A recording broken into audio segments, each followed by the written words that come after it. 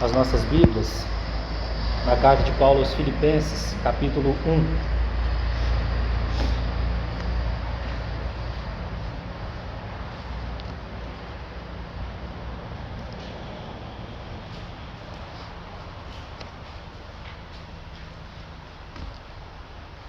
Filipenses, capítulo 1, e gostaria de ler os versículos de 3 a 11. Dou graças ao meu Deus por tudo que recordo de vós, fazendo sempre com alegria súplicas por todos vós em todas as minhas orações, pela vossa cooperação no Evangelho, desde o primeiro dia até agora. Estou plenamente certo de que aquele que começou boa obra em vós há de completá-la até ao dia de Cristo Jesus. Aliás, é justo que eu assim pense de todos vós, porque vos trago no coração, seja nas minhas algemas, seja na defesa e confirmação do Evangelho, pois todos sois participantes da graça comigo. Pois minha testemunha é Deus, da saudade que tenho de todos vós, na terna misericórdia de Cristo Jesus. E também faço esta oração, que o vosso amor aumente mais e mais em pleno conhecimento e toda a percepção, para aprovardes as coisas excelentes e serdes sinceros e inculpáveis para o dia de Cristo, cheios do fruto de justiça, o qual é mediante Jesus Cristo, para a glória e louvor de Deus. Vamos orar. Pai querido, grato, Senhor, estamos por mais uma vez nos reunirmos, poder celebrar a Tua mesa, poder, Senhor, juntos dizer em alto e bom som de que o Senhor é vitorioso, de que o Senhor venceu todos os nossos inimigos, de que no Calvário não foi o Teu fim, Senhor. O Senhor triunfou no Calvário, o Senhor expôs os Teus inimigos à vergonha. E nós, Senhor, podemos celebrar uma mesa preparada no deserto. Podemos, convictos, plenamente certos de que estamos seguros em Ti. Muito obrigado por isso, Senhor. Obrigado por cada irmão, cada irmã que aqui se achegou. Ó Deus, Tu sabes a preciosidade que é a presença de cada um. Nós pedimos ao Senhor que fale a cada coração. Nós não temos capacidade, Senhor, de ministrar palavras espirituais. Somente o Teu Espírito pode nos ensinar. Então nós Te pedimos, Senhor, rompa qualquer dificuldade do nosso coração. Nos dê um ouvido sensível para ouvir ao Senhor. Em nome de Jesus. Amém, Senhor. Amém. Irmãos, com a graça do Senhor, confesso que esse encargo demorou vir, né? Foi uma dor de parto para que ele fosse gerado no meu coração. E fiquei até o último momento de hoje, assim, meditando. O Senhor tinha me dado algo, mas realmente estava difícil de compreender onde o Senhor queria me levar. Porque, irmãos, nós não ministramos o que queremos, né? Nós procuramos, com a ajuda do Senhor, sempre trazer aquilo que Ele deseja falar a nós. E então eu entendi, irmãos, de colocar um título apenas para efeito das meditações que faremos nos próximos momentos. Será o título Pensamentos em Filipenses. Eu vou recolher alguns pensamentos aqui que o Senhor for me dando, e não tenho dia para acabar, e nem tenho pretensão nenhuma de ser didático aqui seguindo versículo por versículo. É apenas alguns pensamentos, e eu creio que vai nos ajudar sim como igreja aqui do Senhor.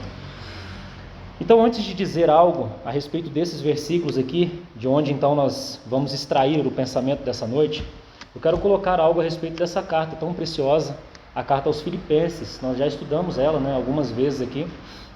Paulo escreveu essa carta em um momento assim de privação para ele, de uma certa limitação.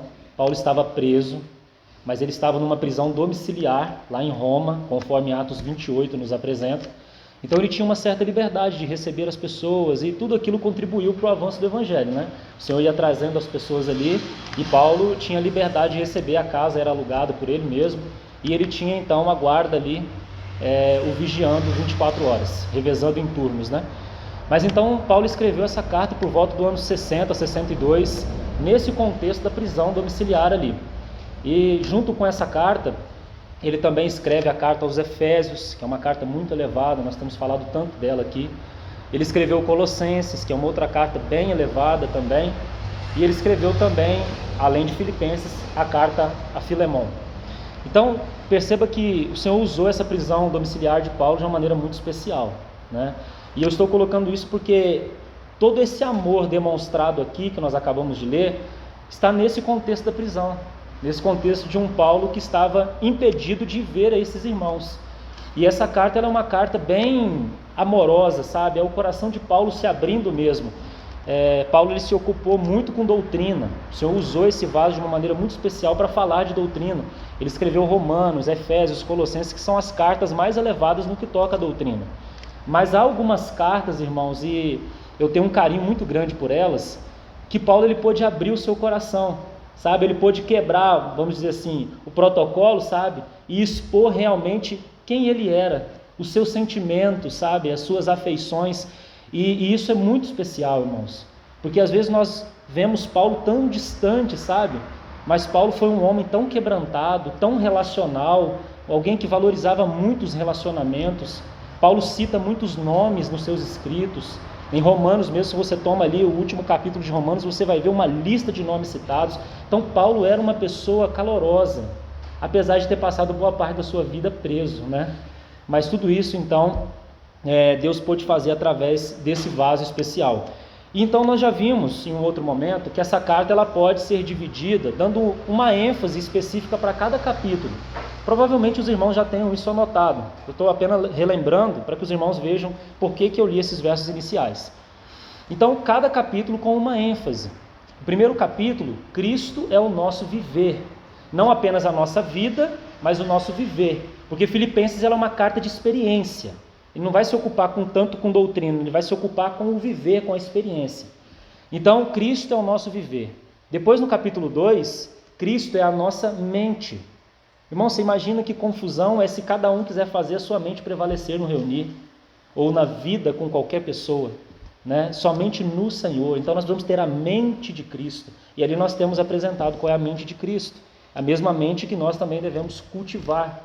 Irmãos, para cultivar a mente de Cristo, tem que morrer o eu. Não tem como. Senão nós não conseguimos, irmãos, pensarmos juntos no Senhor, né? Se cada um quiser fazer prevalecer a sua mente. Depois, no capítulo 3, a ênfase é: Cristo é o nosso alvo. Então, o alvo da vida cristã, irmãos, é o próprio Cristo. E toda a experiência é um avanço nessa pessoa. A experiência cristã normal, o tema de Filipenses, é um avanço em Cristo. É mais dele. Ele é o nosso viver, ele é a nossa mente, agora ele passa a ser o nosso alvo, como uma escada ascendente, né?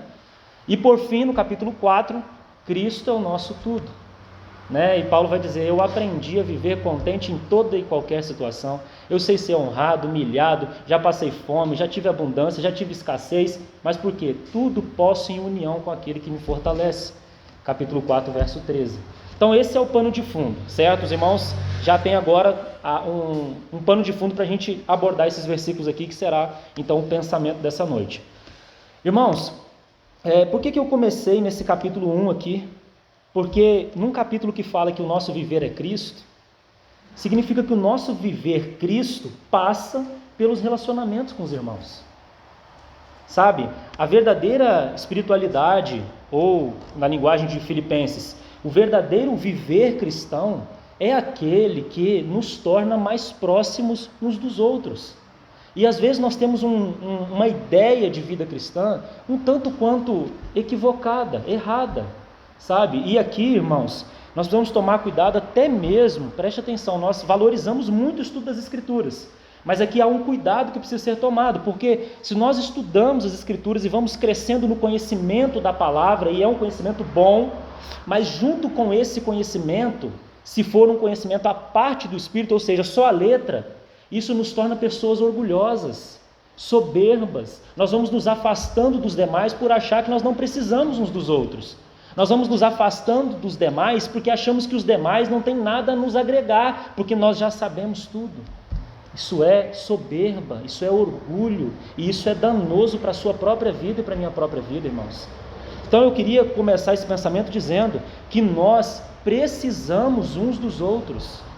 E essa visão para Paulo, essa visão de precisar uns dos outros, foi a visão governante do ministério de Paulo. Por quê? Porque a visão governante de Paulo, que ele teve lá em Atos capítulo 9, foi a visão do Cristo ressurreto unido a um corpo, com muitos membros. O novo homem da nova criação. E Paulo entendeu, irmãos, e às vezes nós não entendemos isso, porque nós focamos apenas um aspecto. Paulo entendeu que ele estava unido a um cabeça que é Cristo, mas ele também estava unido a outros membros, e que ele precisava desses membros, e, mais do que isso, essa união é um fato realizado pelo nosso Senhor. Nós estamos unidos uns aos outros e precisamos uns dos outros, e é uma bênção ter uns aos outros. Isso é visão celestial. Não é, irmãos? Então a visão celestial para Paulo não era uma coisa só horizontal, relacionado a Cristo. Esse é o primeiro aspecto e fundamental, mas ele entendia, quando ele olhava para o lado, ele via companheiros, que o Senhor mesmo comprou com o seu precioso sangue. E às vezes nós tendemos, irmãos, a descartar o valor do irmão, sendo que para Cristo ele tem o mesmo valor que nós temos. O mesmo sangue que nos comprou, comprou também o nosso irmão. O mesmo valor que Cristo deu a você, Ele deu ao irmão. E Ele te colocou junto com esses irmãos para que você aprenda. Irmãos, há lições que nós nunca vamos aprender sozinhos. As principais lições, as maiores dificuldades e desafios são vividas de maneira corporativa. E nós precisamos entender isso. Irmãos, mesmo separado, como Paulo estava aqui, vemos que isso gerava em Paulo uma imensa dor.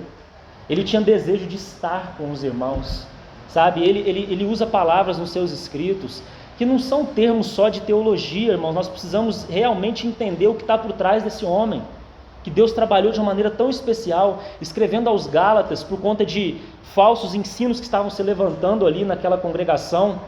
O judaísmo estavam tomando conta ali. Quem vos enfeitiçou? Vocês começaram bem, agora quem que enfeitiçou vocês a tal ponto de vocês abandonarem, se desligarem de Cristo e querer voltar ao judaísmo? E Paulo vai dizer assim, olha, irmãos, a afeição, o amor, o zelo do coração desse Paulo. Ele diz assim: meus filhinhos, por quem eu sofro dores de parto, até que Cristo seja formado em vós. Você consegue ler isso, irmãos, de qualquer forma? Essas dores de parto, o Espírito deseja gerar em cada coração, em prol do outro. Você está entendendo, irmãos, o que é a edificação da igreja? Você está entendendo que deve ser gerado uma carga no nosso coração de dor no bom sentido, de querer que cada um de nós avancemos, de saber que somos necessários uns para os outros. Irmãos, o egoísmo é uma coisa que anda muito lado a lado com o amadurecimento cristão. Nós vamos tomar cuidado com isso, porque sempre vem essa voz: quanto mais maduros ficamos, mais egoístas ficamos, mais isolados ficamos, mais despreocupados com o outro nós ficamos. E de onde nós tiramos isso, irmão? Isso é uma concepção própria. Então, e isso é tão bem visto na mesa, né, irmãos? Nós estamos no ambiente da mesa, e é tão bom saber que eu estou olhando para aqueles que são minha família, porque a mesa, irmãos, é o lugar da família de Deus, é o lugar onde nós nos reunimos e celebramos juntos a obra que o Senhor realizou no Calvário até que Ele venha. E nós somos a família de Deus, nós podemos nos aproximar, parte da família de Deus, nós podemos nos aproximar dessa mesa e não nos escondermos: eu não quero participar da mesa, que eu tenho vergonha, meus pecados. Não, nós podemos chegar e falar assim: meu pai. Há um autor chamado C.S. Lewis que diz que pai é o nome cristão de Deus. Nós podemos chamar pai e olhar para o lado e saber que há outros irmãos compartilhando desse momento tão alegre. Irmãos, esse momento, apesar de ter sido instituído na noite em que o Senhor foi traído, foi um momento de, vamos dizer assim, de gozo para o coração do Senhor.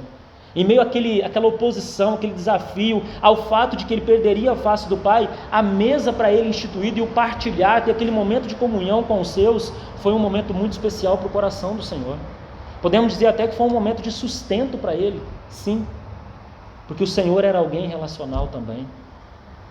Então, irmãos, Paulo, ele tinha essa concepção em seu coração e isso guiava. E ele escreve em a igreja de Corinto, ele diz: fiel é Deus, que me chamou à comunhão, que nos chamou à comunhão de Cristo Jesus.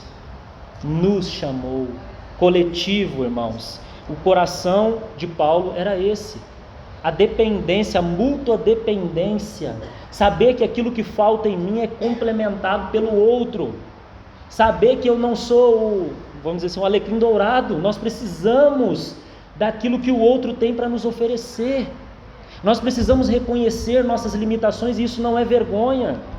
Nós podemos olhar uns para os outros e falar: irmão, isso aqui não é comigo, assuma aqui à frente, aqui, me ajuda nessa tarefa. Deus coordenou o corpo e dispôs ele como bem quis, e deu a cada um dos membros uma função. Então não adianta você, olhinho, querer fazer o papel do pé, não vai funcionar. Há um limite da esfera de atuação para cada um. E olha que bênção, a gente vai até um certo ponto e fala: irmão, assume daqui. Ou, irmão, os ministérios essenciais que Paulo escreve em Efésios capítulo 4, eles são esse tipo de ministério. É um ministério de bastidor. Ele vem e aperfeiçoa para que os santos desempenhem o seu serviço. No reunir não é um e dois que sobressai, todos nós estamos prestando um serviço espiritual, todos nós temos algo a fazer, desde uma arrumação da mesa até outras funções do corpo. Tudo isso, irmãos, é visto pelo Senhor, e isso, irmãos, é alegria para nós. Que bênção é poder contar uns com os outros para realizar essas tarefas. Então, irmãos, o coração de Paulo era esse. E eu também me recordo, veja, nós somos completamente diferentes, irmãos. Realmente, meu coração é muito diferente do de Paulo. Paulo teve uma ocasião também, escrevendo a igreja de Corinto, que uma porta foi aberta no Senhor para ele. Ele teve a oportunidade de pregar o evangelho, mas registra assim que ele não encontrou Tito, e então ele não pregou o evangelho. Ou seja, por não poder contar com o seu irmão cooperador para aquele momento, ele deixou de pregar o evangelho por amor àquele irmão. É como se Paulo estivesse dizendo: eu não posso fazer essa obra sozinho, eu preciso do Tito. A porta está aberta, mas eu preciso do Tito. Irmãos, Barnabé vai fazer isso também, quando ele busca Saulo, não é? Algo estava acontecendo numa força maior. Barnabé como que enxerga a sua pequenez e fala: eu vou buscar Saulo. E vai lá e busca, e Deus começa uma obra tremenda. Irmãos, por que nós queremos aparecer tanto? Quem somos nós? O corpo não é feito de um membro só. A preeminência é sempre de Cristo. Quando perguntaram para João Batista: quem você é? Ele diz assim: eu sou apenas uma voz que clama no deserto. Eu não sou ele, eu não sou digno de, curvando-me, desatar as correias das sandálias dele. Aquele que vem depois de mim é mais poderoso do que eu. Eu sou apenas uma voz no deserto. Esse mundo é um deserto, irmãos, e todos nós somos pequenas vozes que têm clamado: preparai o caminho do Senhor, porque Ele está vindo. Nós somos apenas vozes no deserto, e que bom é sermos vozes. Irmãos, nós precisamos aprender, veja, por um lado, o desempenho do serviço, o funcionamento. Irmão, você não é inútil, nenhum de nós somos. Cada um de nós temos algo a desempenhar no corpo. Então esse é um lado. Por outro lado, aqueles que gostam um pouquinho de aparecer, devem aprender a arte de desaparecer um pouquinho, de se esconder um pouquinho, para que outros possam desempenhar o serviço, e estimularmos uns aos outros isso. Sabe, irmãos, precisamos estimular isso. Há uma carência disso no nosso meio, sabe? Então, por um lado, os omissos, está na hora de se posicionar, para que de fato nós desempenhemos nossas funções, né? Por outro lado, os que já têm essa dificuldade de querer aparecer muito, precisam se esconder um pouquinho, precisam assumir limitações para que outros possam suprir essas limitações. Isso é benéfico para nós, irmãos. Então, veja o versículo 3. Dou graças ao meu Deus por tudo que recordo de vós. Irmãos, tudo, certamente aqui incluía alguns problemas que Paulo conhecia daqueles irmãos. Eu não acredito em assembleia local perfeita. Eu acredito que toda assembleia local há limitações, há problemas, há dificuldades, todas. E eu acredito que não seria diferente aqui também. Mas Paulo fala assim, ó, eu dou graça por tudo que recordo de vós. Havia defeito nos irmãos, certamente, como em todo lugar, irmãos, sempre existirá.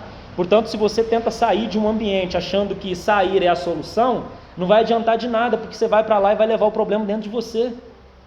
Não adianta, não tem atalho. Então passa 20, 30 anos, o Senhor volta sempre no mesmo ponto, porque o problema está dentro de nós.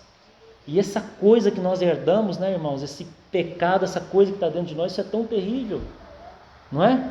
E gera tantas coisas em nós. Então, irmãos, na verdade, o grande desafio, acredito eu, é que, sabendo que existem defeitos, porque ninguém é cego, nós podemos enxergar nossos próprios defeitos, que bom que enxerguemos também nossos defeitos, não só do outro, né? Mas também podemos enxergar algumas limitações que há nos outros, dificuldades que há nos outros. Irmãos, o grande desafio é, enxergando isso tudo, permanecer junto. Porque Paulo vai dizer assim, ó, a unidade do Espírito nós já temos, mas nós precisamos permanecer preservando essa unidade até que cheguemos à unidade da fé e do pleno conhecimento de Deus, a perfeita varonilidade, a medida da estatura da plenitude de Cristo. O que Paulo está dizendo? Olha, todos nós somos imaturos, estamos crescendo em Cristo. E nós precisamos preservar essa unidade que já é um fato, precisamos preservar na experiência e dar tempo para o Senhor trabalhar as nossas vidas. Para onde nós iremos, irmãos? Com os nossos problemas?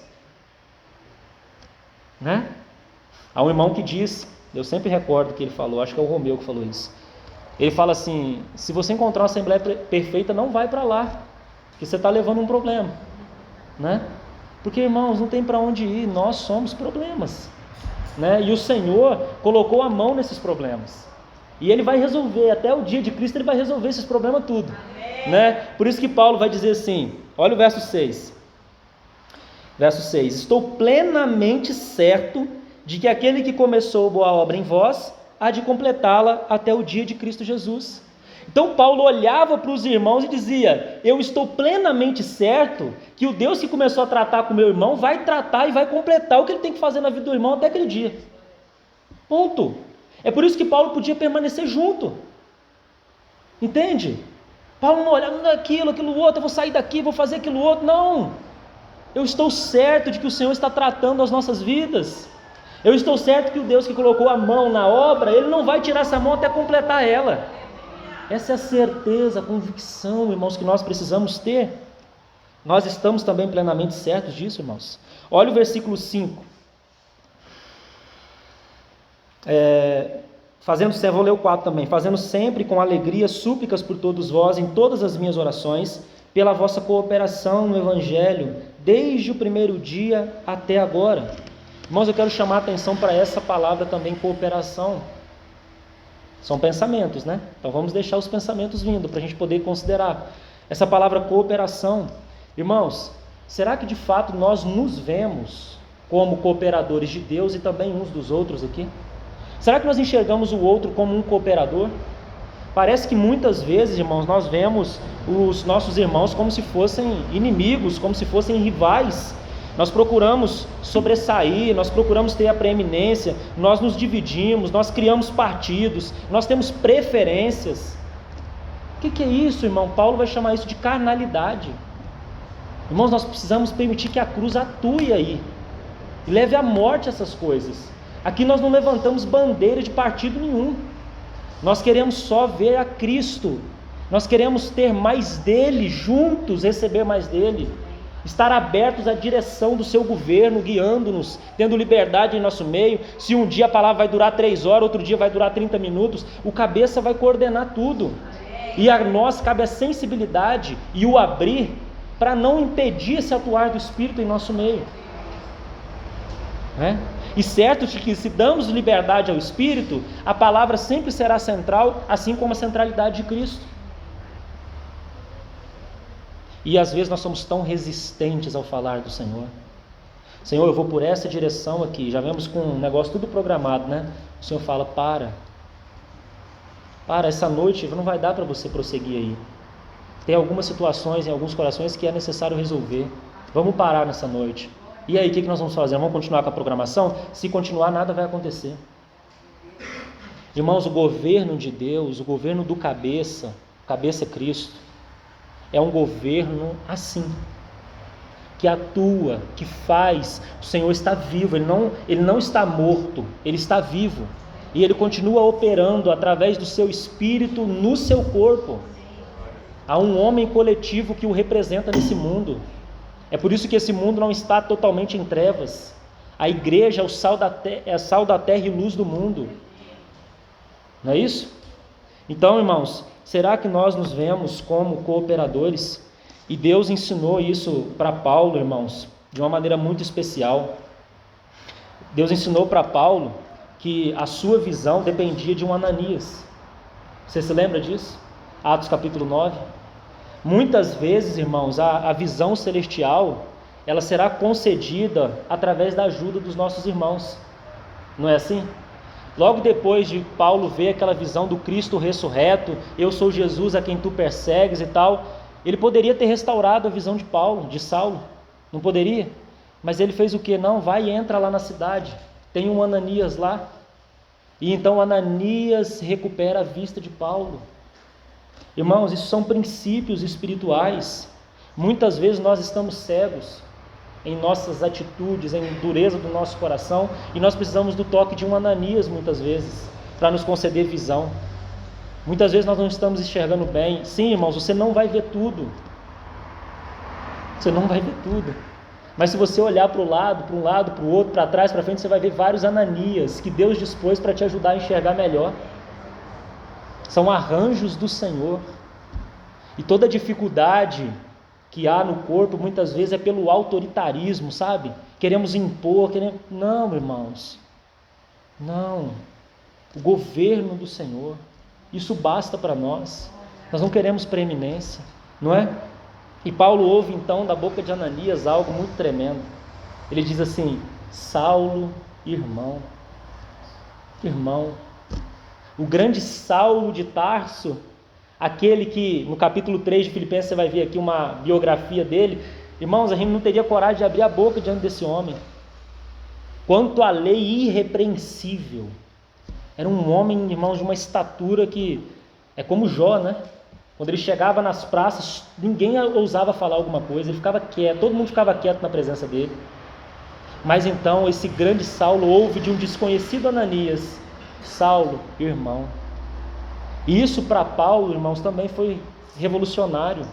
Isso o alcançou de tal maneira que parece que para Paulo a coisa mais preciosa era poder ser chamado e chamar os outros de irmãos. Sabe? Você vai perceber isso. Quando ele usa do seu apostolado é só por conta realmente, irmãos, de casos extremos. Caso contrário, Paulo sempre se dirige pelo amor, sempre suplicando, ainda que pudesse mandar em algumas ocasiões, usar de autoridade, ele suplica, ele roga. Esse é o coração de Paulo. Nunca buscou destaque, sempre procurou capacitar os outros para desempenhar o serviço. Ele mencionava, preste atenção nisso, irmãos, ele mencionava os companheiros e as qualidades desses companheiros, né? Irmãos, para a gente falar um elogio para o outro é uma dificuldade tremenda, porque nós queremos ser elogiados. Nosso ego quer ficar desse tamanho, mas para proferir, irmãos, você é abençoado. Lembra da palavra que você me deu? Aquela palavra, ela foi suficiente para me sustentar naquele dia. Irmão, a sua presença na reunião fez toda a diferença para mim. E assim, irmãos, estimulando em um ambiente de amor que nós precisamos desenvolver, né? Então, irmãos, por que tudo isso? Por que é importante mencionar tudo isso? Eu já estou caminhando para finalizar. Irmãos, todos nós vamos passar. Se o Senhor tardar, essa geração aqui, principalmente os mais velhos, vão passar. E outra geração vai assumir. O Senhor vai continuar a sua obra. A igreja não pertence a nenhuma pessoa, a igreja é de Jesus Cristo. Ele é o edificador da igreja. Ele é o dono da igreja. E nós precisamos perder de fato, de vez, o entendimento inadequado de que nós temos poder sobre alguma coisa.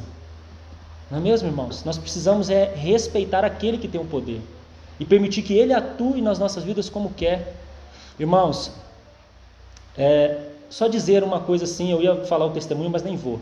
Vou dizer algo assim, espero que alcance alguns corações. As pessoas hoje estão precisando de tão pouco. Tão pouco. E nós estamos criando um ideal tão elevado, sabe? Mas há uma necessidade de tão pouco hoje ao nosso redor. E quando nós falamos de visão celestial, de eterno propósito, passa por tudo isso. Nosso coração precisa ser quebrantado, irmãos. Principalmente nos dias que estamos vivendo, o espírito da época, o espírito do mundo, tem tocado nos corações e tornado eles frios, indiferentes, sabe? Egoístas. Paulo dizia isso, que nos últimos dias as pessoas seriam assim. Agora, isso não é verdade apenas para o mundo, irmãos, isso está ocupando o coração daqueles que pertencem ao Senhor. Tanto que parece que quando o Senhor fala dos últimos dias, do cenário dos últimos dias, parece sempre que ele se dirige a alguns poucos que ainda estão mantendo a chama acesa, pela graça do Senhor. Termino com o versículo 7 e 8. Aliás, é justo que eu assim pense de todos vós, porque vos trago no coração,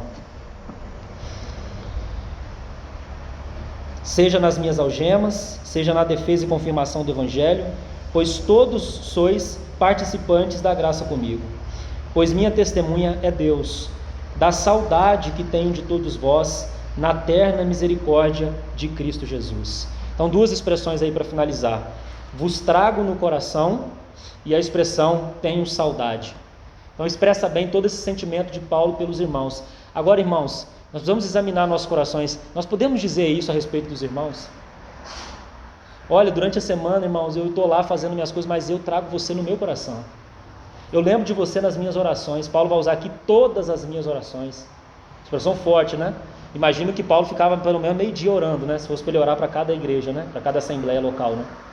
Mas ele diz: eu faço menção de vocês em todas as minhas orações, suplicando, orando por vocês, porque eu vos trago no coração. Eu estou aqui preso, mas eu tenho saudade de vocês. Irmãos, uma boa medida para sabermos como está o nosso coração é qual o valor que nós damos para estarmos juntos aqui. Durante a semana nós estamos pensando: olha, estou doido para chegar lá na reunião, estou com saudade dos meus irmãos, eu trago eles no meu coração. Irmãos, ouso dizer que a maioria de nós não. Nós estamos lá nas nossas tarefas, hoje é o dia do reunir, né? Então vou lá e a gente vai de qualquer maneira. Que bom que vem ainda, irmãos. Presença é muito importante. Mas sabe, irmãos, esse calor de amor no coração que Paulo diz aqui, isso precisa ser real em nós. A experiência cristã normal, o viver Cristo, é isso. Para você entender se de fato você está caminhando, crescendo na experiência cristã normal, irmão, como que está o seu amor pelo seu irmão? João vai tratar isso de uma maneira muito séria, né? Vai tratar isso nas suas epístolas de uma maneira muito séria, a questão do amor ao próximo. Então, irmãos, se nós não amamos o nosso irmão a quem vemos, como que nós vamos amar a Deus a quem não vemos? São palavras contundentes, não é mesmo? Então, que o Senhor possa nos ajudar. Então, eu termino dizendo, irmãos, que a mesa, ela é esse ambiente maravilhoso de todos aqueles que foram comprados pelo sangue do Senhor. E quão bom é, irmãos, sabe, esse momento quando nós nos reunimos ao redor da mesa. A mesa é central, Cristo é central, sua pessoa e obra. Mas nós olhamos para cada rostinho também aqui em volta da mesa, e nós podemos falar: aquele é meu companheiro, aquele dali o Senhor colocou aqui para eu caminhar a jornada com ele, tenho aprendido com ele, certamente também tenho podido ensinar algo. Irmãos, quando nós estivermos lá na eternidade, nós não vamos ter amnésia não, tá? Certamente nós vamos conhecer cada rostinho que caminhou conosco aqui. E que bom é saber, irmãos, sabe, o sentimento que eu tenho quando nós chegarmos lá, vai ser interessante ver Paulo, Moisés, né, aqueles grandes, né? Mas vai ser tão bom poder olhar para cada rosto que nos acompanhou nessa jornada. O sentimento vai ser maravilhoso, irmãos. Então, você é muito especial, irmão. Sua presença no reunir, a sua presença sempre é muito importante. Que o Senhor possa desenvolver essa dependência mútua entre nós. Eu acredito que algumas dificuldades precisam ser rompidas para isso acontecer ainda, mas o Senhor, aquele que começou a boa obra, vai completar. Vamos orar. Pai, eu te agradeço por tua palavra, por esses pensamentos, Senhor, que o Senhor traz a nós. Obrigado porque o Senhor tem falado a nós, Senhor. Tem nos faltado muitas vezes o ouvir, mas não o teu falar, Senhor. O Senhor, por tua graça, tem mantido um céu aberto. Nós te agradecemos por isso, Senhor. Nos ajude a olhar um pouquinho mais uns para os outros também. Como a carta aos Hebreus nos diz, consideremos-nos também uns aos outros, para nos estimularmos ao amor e às boas obras. Ó Senhor, nos ajude nessas questões, rompa a frieza, a dureza, a indiferença, o egoísmo, Senhor. Nos ajude para que nós possamos desempenhar nossas funções, reconhecendo a função do outro, feliz, Senhor, por isso. Que ambiente leve, que ambiente, Senhor, maravilhoso será formado se o Senhor puder obter cada vez mais espaço para isso. O Senhor vai ter um ambiente desimpedido para o teu agir, Senhor. E é isso que nós queremos, Senhor. Obrigado por tua obra consumada no Calvário. Obrigado por teu Espírito que foi derramado, habita em nós e está trabalhando no Senhor. Muito obrigado por isso. Ele é o selo e Ele é o penhor, Senhor. E é aí que nós nos firmamos. Em nome de Jesus. Amém, Senhor.